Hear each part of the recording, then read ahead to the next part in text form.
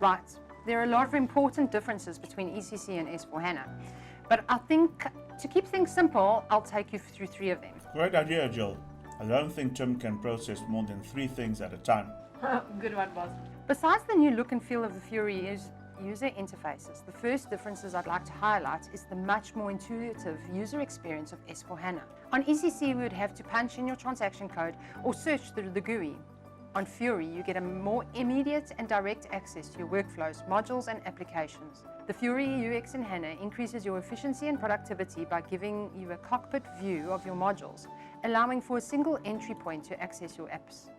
Because of the single entry point is role-based, you'll be able to get straight to the apps you need as a user without having to endlessly navigate. So no one can get access to our financial system who doesn't need it? Basically, yes, and it all looks very neat and tidy, like this. Document flow is also far more intuitive within the application stack. The overview page will give you insight into what needs attention and provides a quick overview into reports within your processes. While you can gain these quick insights, you also have the option to drill down deeper into the reports for a more comprehensive view.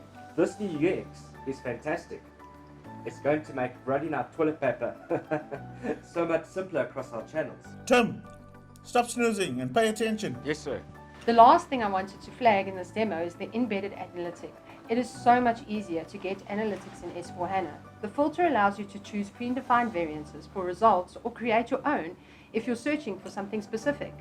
You can also choose what type of visualization you want for the data.